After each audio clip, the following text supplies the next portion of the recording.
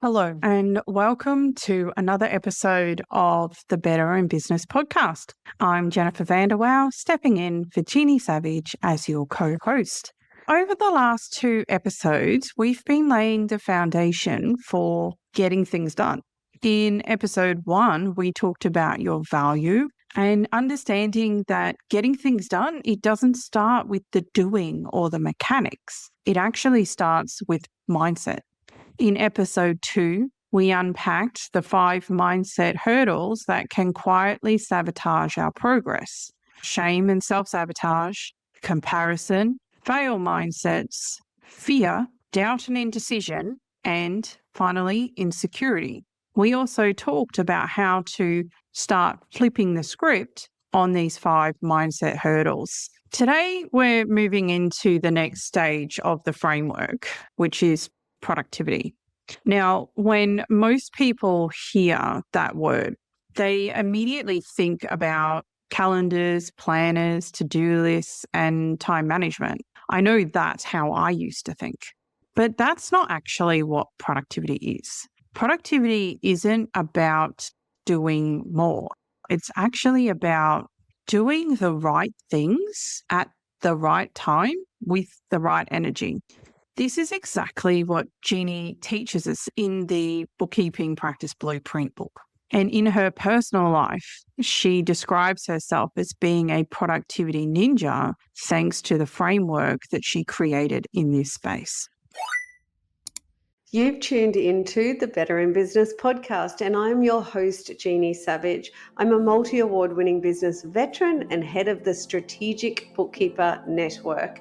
My network of strategic bookkeepers is dedicated to helping entrepreneurs do better in business. This podcast aims to challenge your thinking. If you're not thinking the right way, how can you act the right way? Each episode will dive into key drivers of success, which I also call the rules of the game. Learn the rules and play to win. Let's go. I like to start every episode by reminding you that it is globally recognized that pillar number 1 for success is up-to-date, accurate bookkeeping, which is the only way you can see how your business is performing in terms of profit and cash.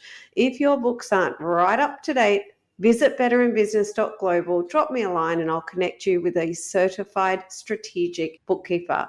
Fire your bookkeeper and hire a strategic bookkeeper. Bookkeeping is a cost, whereas strategic bookkeeping is an investment that averages a 10x return on the fees. In this episode, we're diving into the first 2 principles of this productivity framework. The first is about understanding the science of when, and the second is about learning how to become proactive rather than distracted. Because before you can improve your productivity, you need to understand yourself and how you can work at your best productivity level. The science of when. One of the books Jeannie recommends is called The Science of When by Daniel Pink. I really love and connect with this recommendation because that book really changed the way I think about productivity. Most people spend years trying to force themselves into someone else's routine. They may see someone on social media talking about their 4 a.m. wake-up routine, and suddenly you think that's what success looks like. Or maybe you hear someone say they work best late at night and then start questioning if you're doing something wrong. Seeing someone be able to achieve a lot in their day and wonder if there's a better way for you to be able to do it. The reality, though, is that there isn't actually a perfect productivity schedule. There is only the schedule that works best for you. And in Daniel Pink's research, he found that generally people fall into one of 3 groups. The first group are called larks. These are people who naturally wake early. They do their best work early in the morning and they tend to wind down early in the evening. The second group are birds. Birds still tend to be morning orientated, but they can start a little later and they maintain their energy until a little later in the day. Interestingly, around 80% of all people will fall into either the lark or bird categories. That was the research that Daniel Pink identified while working on his book. The last group, our third group, are called night owls. These are people who naturally become more productive and more creative later in the day and often can do some of their best work in the evenings. Now, the important thing isn't about which group you're in. The important thing is about recognizing your natural rhythm and then learning how to work with it instead of fighting against it. Learning this was a huge lesson for me. I am definitely a lark. My best thinking time sits somewhere between 5 a.m. and it peters out about 10 a.m. in the morning. This time frame is when I can feel most creative. It's also when I'm most focused and when I'm most capable of solving complex problems. This is also when I have my greatest ability to work deeply on something. And one of the things I've learned about myself is that I can hyper-focus or granularly focus incredibly well during these morning hours. However, I've also learned that once that focus is interrupted, it can be a lot harder for me to regain and refocus again. I think for years I worked against it. I had this concept in my head that productivity as a business owner meant that I had to be available, that I needed to respond quickly to everyone. I thought that productivity as a business owner meant saying yes to whatever came across my desk or whenever someone made a request of me and my time. What I eventually realized was that my most valuable work, the work that was going to benefit my business most, wasn't really happening because I was constantly creating interruptions for myself. So after working with Jeannie and reading The Science of When, I started learning how I could protect those hours a bit more. I moved a lot of client meetings or coaching sessions, collaborative work and things with other people, even training and sometimes client work. I tried to push towards 11 a.m. to 2 p.m. Any personal appointments, I generally try to schedule after 2 p.m. or later in the afternoon. Often admin, same thing, later in the afternoon, towards the end of the day. But those morning hours, protected. That's when I really want to focus on business development and strategic projects, creative tasks like podcasting and creative writing and content creation. It's also where I do my best planning because that's the work that actually is going to move my business forward in the direction I want to go. Now we're going to talk about the surgeon's brain. If you've read Jeannie's book, you'll know she describes this beautifully. But I want you to really think about a surgeon. And particularly if you've ever had surgery, I want you to imagine this in a scenario of what if I had to experience this?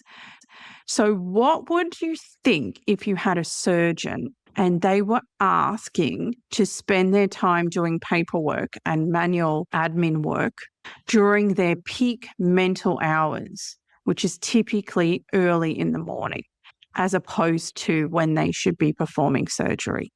Do you think that would benefit the hospital, the surgeon, the patient, knowing that the surgeon had spent their peak mental hours doing something other than supporting them in what they need and performing that surgery? It's an incredible way of looking at things because we would never ask for a surgeon to do that. We would always encourage that they do their best work at the best hours. However, as a business owner, we are often doing the exact opposite. We aren't protecting our best time. We are often taking on other tasks and low-value activities rather than doing our best work, our surgeon activities, during the time when it works best for us. And then when it's finally time for us to find the time to work on our business, the energy has been all used up. The surgeon's brain has expired. And that's when we hear ourselves saying things like, where was I? What was I doing again? Oh, I can't focus today. But the problem isn't necessarily your focus. The problem has been about where your best energy has actually been spent for that day. This is leading into our be proactive and not distracted. Once you understand your when, that is when you do your best work, the next challenge for you is to start protecting it. And this is Jeannie's second productivity principle. Be proactive, not distracted. Be a single tasker. I'm going to repeat that last line. Be a single tasker. And honestly, this principle alone has the potential to transform the way you work, because distraction is one of the biggest productivity killers in modern business. Most people don't lose their productivity because they aren't working hard enough. They lose it because their attention is constantly being pulled in 1,000 different directions. In the book, Jeannie actually has some extremely productive and proactive tasks that you can do as of today to make this change. But I'm going to warn you now, this first one is probably going to feel very uncomfortable to begin with. But Jeannie is very, very clear about it. The first suggestion that she makes is stop checking emails before 11 a.m. Why, you're going to ask me? Well, because email is rarely your priority. It's usually someone else's. So the moment you open your inbox first thing in the morning, you've handed control of your day to everybody else. You've moved from that proactive mode into reactive mode. And as I mentioned in my own experience, coming to proactive from reactive mode is a really difficult thing to do. You've gone from deciding what matters to responding to what someone else thinks matters. Another one that she loves to talk about is email tennis. And this is one of my favorite concepts. And the reason I love it so much is because everyone has experienced this.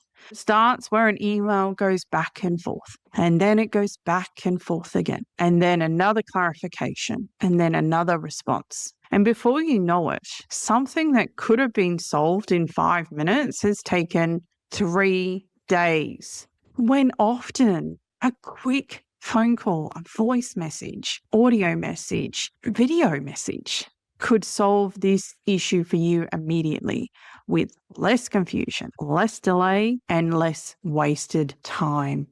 The last of the suggestions that we're going to really highlight today from Jeannie's book is about making distractions invisible. This actually connects beautifully with another recommended book, Atomic Habits by James Clear. The less visible distractions are, the less power they have. So I want you to actively turn off your notifications, close tabs you don't need, put your phone somewhere else or in a drawer or on silent. Even put it on do not disturb for those couple of hours that you're aiming to protect.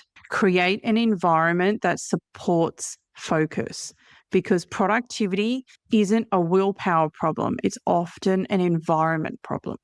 Also thinking out loud here about overcoming objections. You can teach your clients and your staff when you are available. They will take your lead. So if you can block the time out in your calendar, people won't be able to book in meetings at that time. If you can block out that time with your staff and let them know you'll be available after a certain time in the morning and things like that. Same in the evening. If you're a night owl, you're one of those 20%, you can block out time in the afternoon and make sure that staff know that you'll only be available until a certain time to make sure you're protecting that time where you are in that surgeon's brain.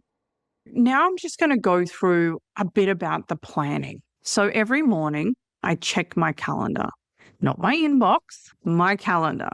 I want to know what commitments already exist. That helps me to identify through my day on each day what time I need to be available, as well as ensuring I won't forget anything for my day. Then I want to review my task list. I deliberately keep this list really short. Usually I want to keep it to 6 items or less, and I want to separate them between what's a priority for me and what are commitments that I have to get back to my team or clients. I'm talking about the known commitments to my team and clients because I haven't gone into my emails. This simple process really helps me to focus on what matters before the distractions have a chance to actually take over. So I highly encourage that you create a small and simple but powerful process like this for yourself. In terms of single tasking, I pick the one task that I most need to work on. And usually the first task I always work on is one that I need to move my business forward. Now, again, thinking out loud about overcoming objections. If this is a larger project and it may not be something that you can solve in a day, set yourself a timer, 45 minutes to an hour, and micro focus that time just on that project. You will be amazed by how much you get done towards your project when you do this sort of work. Then save the rest of the project for the next day and the next day. Doing these small but powerful time slots towards a certain task, you will actually find that you are achieving a lot more faster. And if you have a task that you have to get done in a shorter amount of time, then another question I'm going to be asking yourself is there capacity for you to move the timeline out if needed?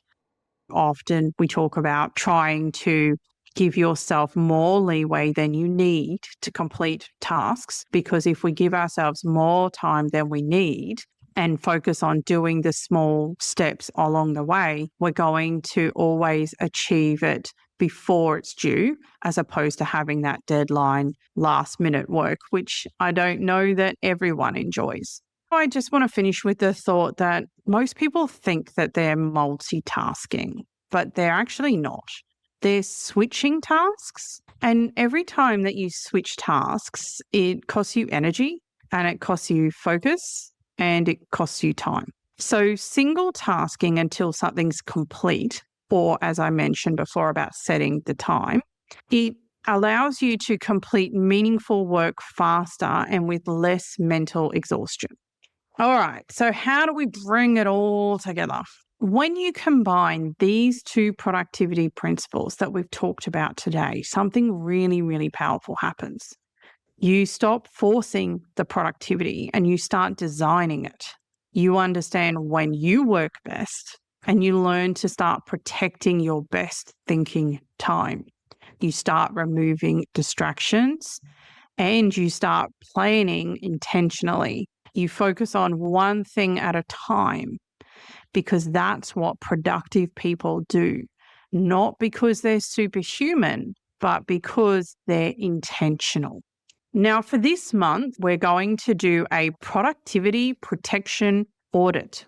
Download the worksheet and work through the following questions. 1, when do I naturally do my best work? 2, am I protecting that time? 3, what distractions regularly interrupt me? 4, do I start my day proactively or reactively? 5, what would change if I stopped checking emails first thing in the morning? 6, what are my 6 most important priorities for the day? Most importantly, what is the one thing I can change tomorrow that would best protect my work?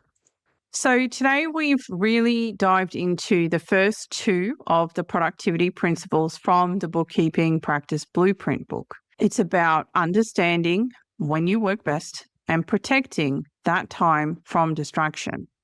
Next month, we'll continue our productivity journey and explore 2 more powerful concepts from Jeannie's framework, including working with the law of polarity and why your habits are often determining your results more than your intentions ever will.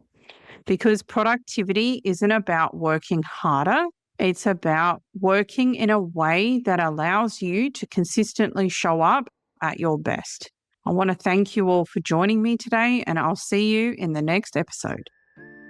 I hope you enjoyed that episode as much as I enjoyed recording it. I would love to help you start doing better in business right now by giving you a free little ebook. It's a how-to guide. It's called The 7 Deadly Cash Flow Sins. And also I've developed a business health check for you. It's super high value. Both are available at betterinbusiness.global. If you would like to fire your bookkeeper and hire a strategic bookkeeper to start enjoying a return on investment and get the support you need to optimize your business cash and profit and time wealth, simply visit betterinbusiness.global, drop me a line and I'll connect you with a certified strategic bookkeeper near you. I'll see you in the next episode.